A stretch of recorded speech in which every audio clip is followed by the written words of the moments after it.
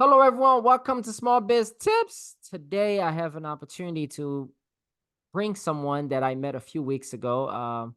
We spoke via email, we spoke via the phone. I was impressed by what he got going on. I saw some of his content. I'm like, "Ooh, that's good."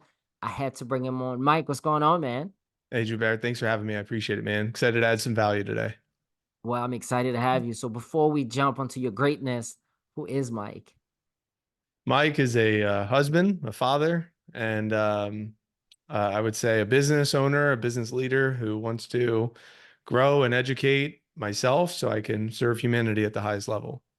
Wow, I love it. Now let's go deeper, right? How'd you even get into entrepreneurship? Like, when did that start? I would say 16 years old, I found a vending machine at a garage sale and I bought it for 50 bucks and filled it up with candy bars, buy four for $1. And I would fill it up. And my mom was my best customer. And then I would throw parties. I threw about 4 to 6 parties throughout high school. And in the Wow. vending machine, I would sell a bunch of candy bars. My older sibling would buy a keg, her friends would buy a keg, and I would sell $5 a cup and I would walk away with like, two, three, $400 for a party. And yeah, so I would say Wow. that's where it's probably started. And then I started selling Cutco kitchen knives when I was 18, just right before I was 19 years old. And I did that through and paid my entire way through college in Wow. sales. Yeah.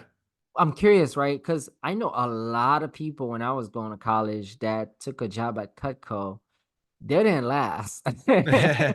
So, I only lasted 20 years. So I wow. lasted 20 years. I trained 5,000 people to sell just over $19 million in the Hall of Fame for the company. And Oh my God. yeah, it was an awesome ride. I just retired from the company in December actually. So it's my new onto my new ventures. But yeah, it served me for lots of different seasons and chapters of my life. So I highly recommend for someone, even if they do it for a couple of weeks or a couple of months, selling Cutco if they're Mm, 17 to 22 years old, just to get some of those foundational skills and experience. It- it's foundational for a lot of humans. I'm curious, what was some of your biggest lesson when you first starting selling Cutco and throughout your 20 years? Because I mean, you've done a lot in that space. So what was that big lesson for you? So the few lessons would be getting exposed to personal growth and self-development. So wanting to read. I failed reading in middle school because I hated reading, but then I shifted into the perspective of learning is what I'm Mm, doing. And my mentor gave me Rich Dad Poor Dad in my leadership training program with Cutco. And instead of buying a car, I bought a house when I was 20 years old. So by the time I graduated college, I had 3 rental properties because I read that book, okay. which was given to me during my leadership training as an example. So that was huge and foundational. The other thing in sales is that rejection is not real. That if I don't ask, the answer is always no. So if I miss 100% of the shots, I don't take. So if I ask and I get a no, I just stay the same. But if I ask, I have an opportunity at a yes. Mm, So the more yeah. chances, the more asks I make, the more chances I have at a yes versus the risk of the no. The no is not real. It always allows me to move the ball down the field by asking, or I just stay at the same place. So that shift in mentality on picking up the phone, making the calls, asking for the sale, Mm-hmm. asking for the order several times. Not now typically means no. So that's why I'll ask again, show a different offer, present a different option. Because an objection is not a rejection. An objection is just a hurdle. So I just want to help level up the value Mm, proposition so that way I could influence them into making a comfortable, excited decision today versus a procrastinated decision that they're not going to make later. So I would love to try to help anybody that I yeah. was working with influence them into decisiveness by raising the value because the price is the price, but I Yeah. could raise the value of whatever it is that I was offering to them. And I always Mm-hmm. taught the tank of gas analogy, like a tank of gas for $3,000, you'd be like, that's a ripoff. But what if I Mm. said that tank of gas will last you forever? You'd say, wow, let me run the numbers there. Wow, that's the cheapest tank of gas ever seen. So it's like the price doesn't matter. It's the value that matters. What do I get for my money? So in sales, we could always raise the value proposition in order to influence the buyer into an immediate decision. Lots I Wow. could talk about there, brother. I just want to stay right there, right? Because you said a few things. Rejection is not real, right? Like that alone to me is a mindset shift for a lot of people because a lot of people are in their head, oh, I'm going to get rejected. But if you never ask, how would you even know what's going to happen? So that alone to me is massive. And then the way you just break down sales by, you don't have to change your price, you just got to add more value. I'm curious, maybe you can give us an additional example on how you always add value because you're going to get that pushback sometimes when it comes to sales. How do you always find ways to add value to be able to get that sale? Well, it's going to depend on your avatar. So with Cutco, the avatar is a middle-aged mom as an example. So what are Mhm. the things that she's going to value? I need to help her see how it's going to save her time. I want to help her see that it's going to save her money in the long run. Mm, It's going to be more convenient. I want to help her see that a little bit of logic backed by mm. emotion. That's essentially what I want to do is I want to give a little bit of logic, but I want to Yeah. help with the emotions of, hey, these are some of the things. I know it seems like it's a lot. $1,000 might seem like it's a lot right now, but if we think about $1,000 spread out over the next 50 years that you're going to own this set, and then you could pass it down to your kids as well. If we just did some math here, this is really going to break down to like $13 a year, something like that, or $18 a year. If you do that over the course of a month, it might be like $1.50 a month. If we could just Wow. save you $1.50 a month by eating out one less time, or by going buying the whole pineapple and cutting it yourself instead of paying the grocery store to cut it up for you. All we need to do is just inspire you to save those dollars. So I know this one might be a little out of your range. Let me just show you a smaller option that's a few less items, but it's a lot less money, but it still gets Mm, you all the benefits that you're looking for. Is that cool? And like that would be an opportunity to drop down the price yeah. by removing some of the options while raising the value for the overall product and the overall experience. So in a very low pressure way in that example, I mean, that's the kitchen knife example. Obviously Yeah. I could take that example to any type of industry, but the idea Mhm. here is to raise the value and lower the pressure, raise the value, lower the pressure, because no one wants to buy from a place of scarcity, Mhm. meaning they don't want to buy from a place um, of like this pressure pushy type of experience, but we do want to anchor in enthusiasm. We want to anchor in the emotional reasons to buy now, urban, the logical reasons to buy now, urban, and then drab to the dominant reasons to avoid buying. We want to make sure that we're just bringing those into the mix during our objection handling. And the best time to handle the objections is before they come up. Yeah. So that's why having an effective presentation is going to be really important too. Wow. That alone is a masterclass in sales. I got more, brother, but we got to stick and move here. I like the fact that you're really able to break things down. It shows me why you've been able to train 5,000 people.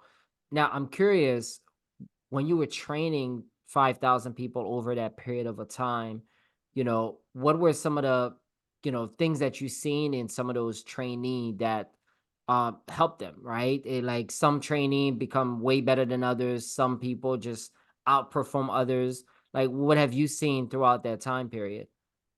Well, because the demographic, I would say probably 90% of those 5,000 people were 17 to 22-year-olds, because vector Mhm. marketing is the number one recruiter of college kids. So a lot of college kids are drawn to the Mm, student work program.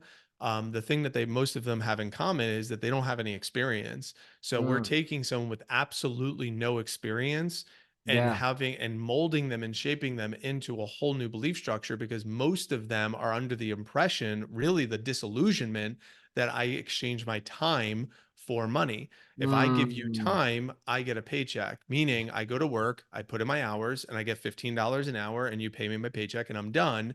Where being in a sales environment, it's I Yeah. put in my time, but I don't get rewarded for my time. I get rewarded for how productive I am within that time, how productive I am with my skills, how productive Yeah. I am with my attitude and my emotional management, how productive I am with my schedule, my Mm. confidence, my skill development, my prospecting.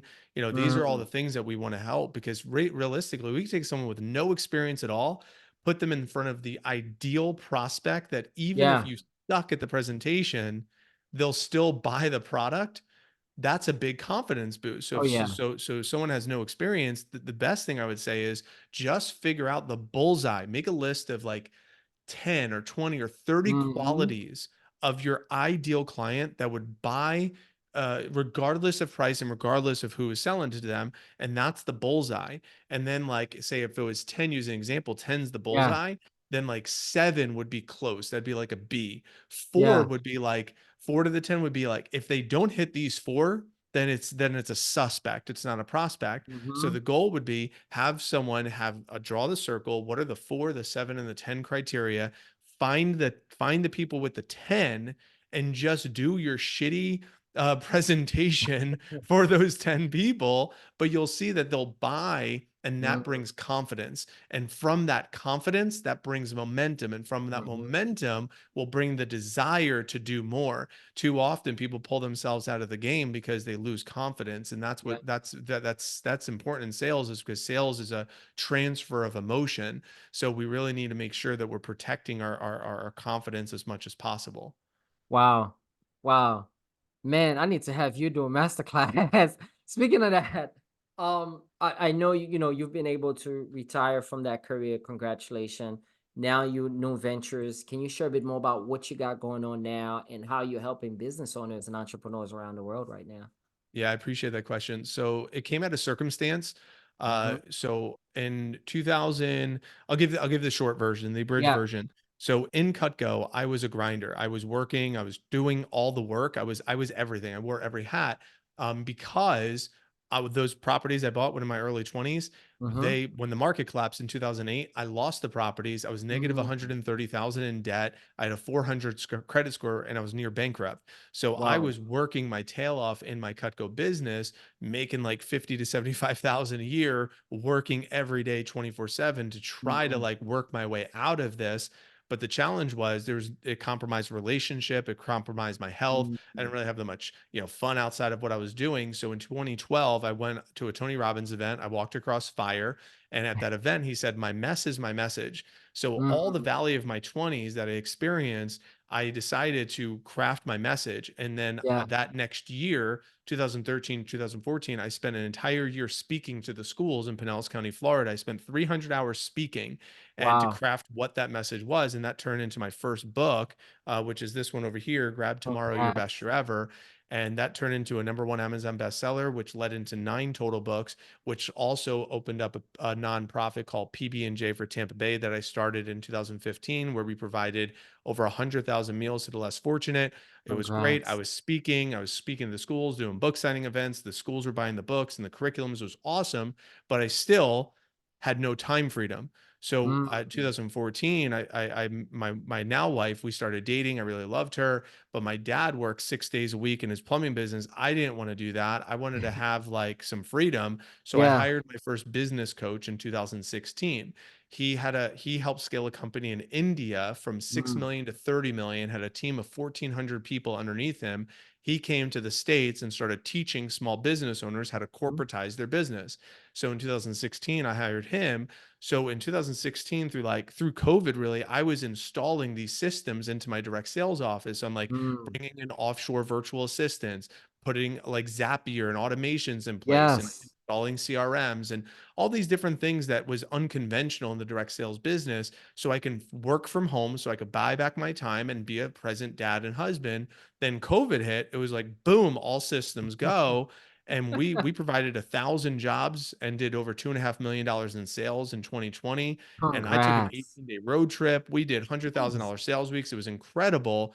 But the real test, you about, was when our son was born on New Year's Eve Mhm. 2020, and he was born at 1 pound 4 ounces. So he was only Wow. he fit in your hand, and we had no idea how long we were going to be in the NICU with him. But we ended up being in the hospital for 8.5 months. So for 254 Wow. days, my business was still run without me and Wow. still produced a 250,000 in revenue and six figures in profits without me there. So when we got out of the hospital, my wife had to become a full-time medical mom. She had to leave her corporate job making 80 grand a year. And I called my coach and I said, if I didn't have all these systems in place, I don't know what we would do. Do you think we could Yeah. teach people how to do this? He said, let's find out. So my coach became my business partner in Mhm. 2021.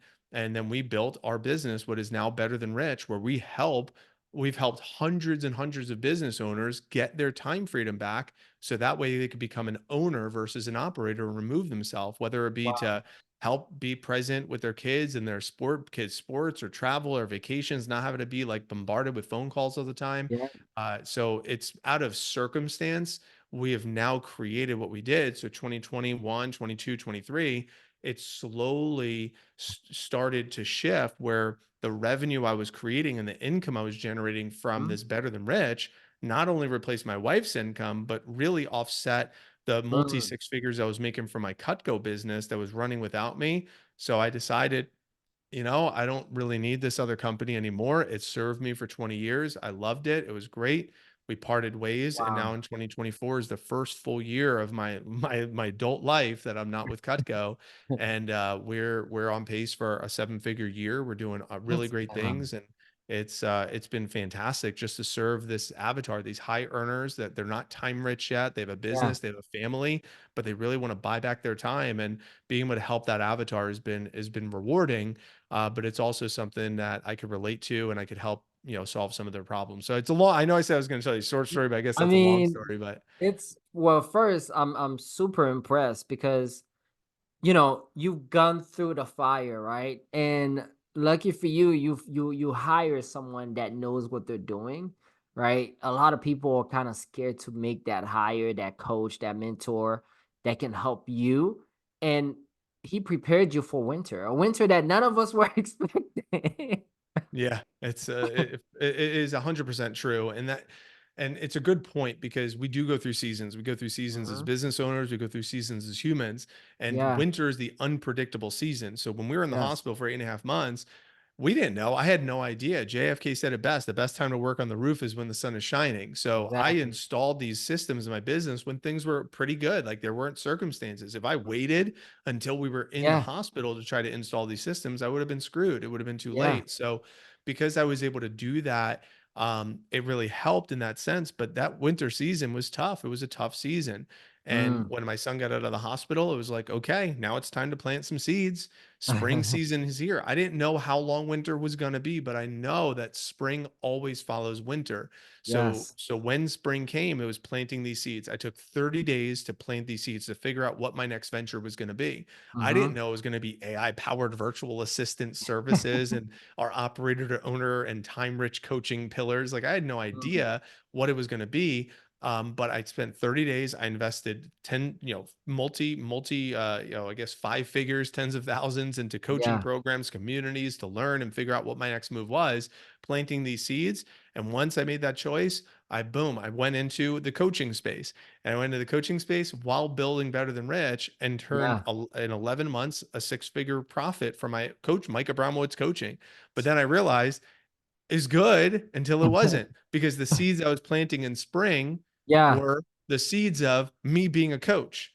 I didn't want to Wow. be a coach because I wanted time freedom, but now I Yeah. have these dozens of clients that I'm hopping But on you gotta calls help. with that's eating up my time. So I had to figure out, how do I sunset Mike Abramowitz coaching, Mm. which that was the grind of summer, like building it and working and grinding. But then when I got to the fall season, Mm. which is the season of reevaluation, the season of reaping the rewards, I Yeah. took a step back, I reevaluated, and I said, how can Mike Abramowitz and Andrew Biggs, my business partner, create a model that doesn't necessarily involve us all the Mm. time? So we built out based on the 4C framework: community, Yep. courses, calls and coaching and bring in Okay. those 4Cs into the mix and be able to build a product around that for our education, but then also our AI powered virtual assistant services where we have an Mm, agency and we have our team be able to do work for gotcha. other people. So we figured out how we can do this. It took a lot of trial and error, a lot of beta testing, but now we have 60 to 70, maybe 80 clients that we're serving right now. And Yeah. we have a lot of graduates from our program that really have a lot of great things to say, and we continue to add more. And it's been a great season Yeah. right now of fall as we reevaluated. I haven't had another unpredictable winter season yet. I'm sure it's going to come because right now I'm But in you're fall preparing season, for that already. but that's what I'm doing now. It's like, how am I hedging against that? What am I Mm, doing during my fall season? I'm creating SOPs and playbooks. I'm mhm. creating predictable systems in this business. So that way, if and when winter comes, Yeah. we are prepared. I'm recording everything I'm doing. So that way Mm, there's documentation. I'm not doing tasks to get the tasks done. I'm doing the mm, tasks with it in mind that I'm delegating every single thing that I'm doing. So mm. somebody else will eventually take that over from me. So I do it once in order to teach it, not Yeah. do it once in order to get the task done. So it's just these shifts and mentalities during this fall season. So Well, the seasons is real for sure. that's a gem right there. I'm doing it once in order to teach it, not doing it once in order to get the task done. That's gold, man. Wow. So I'm looking at the time. Gonna have to have you come back, man. Um, Hey, sounds good. so wow. Like to kind of wrap things up because you give so many gems here. What is that one small biz tips you can share with any business owners listening out there that can help them in the business? Something that, we haven't covered yet that you think can really help them? I would, besides know what season you're in, is know what your time is worth. I think business Yeah. owners get stuck in doing lower wage tasks because they're Mhm. easy to do. But if they're easy to do, that means they're easy to delegate. So what I Mm, would suggest if you're a business owner and let's say you want to make $300,000 for the year, you got to know what your time is worth. If you take, yeah, say you want to work 40 hours a week and you want to take 4 weeks off for 48 hours, that yeah, means you would take 300,000 divided by 40 times 48, which would be 1,920. So that means your time is worth $156 per hour. Anything mm, that's under that needs to be considered delegatable. What yeah, are the things? Social media, inbox management, calendar management, graphic design, video editing. If you need help sourcing a list, I'll give you a mhm, gift. I have a time audit workbook. It has 25 pages to help you figure out what are all the lower value tasks that you can mm, offload. And then when you buy back your time, from by installing a team of virtual assistants to take care yeah, of the lower wage tasks, then there's a whole section of this workbook. What are the high value activities? Strategic partnerships and strategy yeah, and affiliate marketing, like all these different things that are a little bit high value that you could replace that time with to stay at that 150 or higher. I'm also pairing that for any of your listeners that are up for it. I'll sit down with them and do a free 90-day delegation planning what? session to pair with that workbook. So we'll That's spend 30 minutes, 40 minutes just wow. picking apart your business and figuring out how can you delegate those things so that way during the next 90 days you will be Mm, in a whole new position because you've delegated those low value tasks and we understand what your time is worth, and they could take me up on that by going to betterthanrich.com/90-day plan, mm. 90-day plan, and that goes directly to my calendar right now, Joubert. It's not going to be that way forever, but it is right now. So betterthanrich.com/90-day plan. You'll get the workbook and you can book a call with me. I'd love to have that conversation if it I could be love it. helpful. Guys, you heard him. He's dropping gems like crazy. Definitely take on that offer. Reach out to him. We'll put the link in the show notes for folks to get access to it. This was amazing, Mike. Thank you again for jumping on. How do people get in touch with you? Is it solely in that calendar or do you Yeah, I have would any just that's social? directly to me. Perfect. Betterthanrich.com/90-day plan. You'll hop on Zoom with me just like this. Obviously Perfect. I'm all over the place. We have our podcast, we have social, but that would be the place to actually get me live. And I could add as much value to you during that time. If I can, I'd love to. I love it. Thank you for jumping on. This was amazing, Mike. Hey, my Thanks. pleasure. Thanks for having me.